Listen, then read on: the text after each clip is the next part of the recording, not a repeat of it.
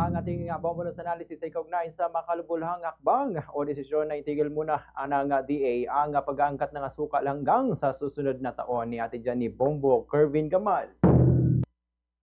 Isang makabuluhang hakbang ang desisyong itigil muna ang pag-aangkat ng asukal hanggang sa susunod na taon.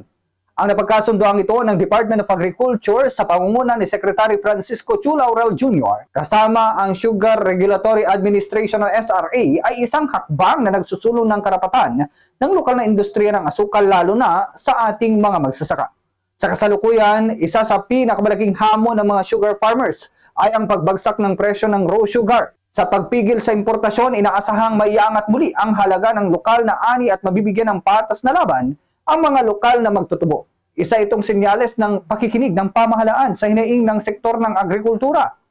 Tama rin ang pananaw ni Secretary Chu Laurel na dapat munang hintayin ang pagtatapos ng milling season at makita ang aktwal na produksyon bago gumawa ng anumang hakbang sa pag-aangkat.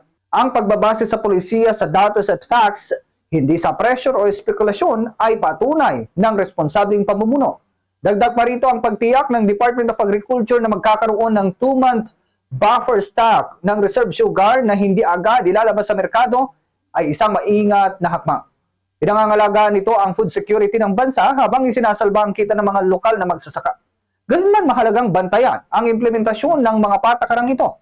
Dapat masigurong hindi ito magiging dahilan ng artificial shortage o pagmamanipula sa presyo ng asukal sa merkado. Transparency at tamang monitoring ang susi upang mapanatili ang balanse ng interes ng mga magsasaka at mga mamimili. Sa huli, ang hakbang na ito ay isang paalala na kailangang unahin ang sariling kakayahan ng bansa bago umasa sa labas. Suportahan natin ang lokal na produksyon, hindi lamang para sa kapakanan ng ekonomiya, kundi bilang pagkilala sa pagsusumikap ng ating mga magsasaka.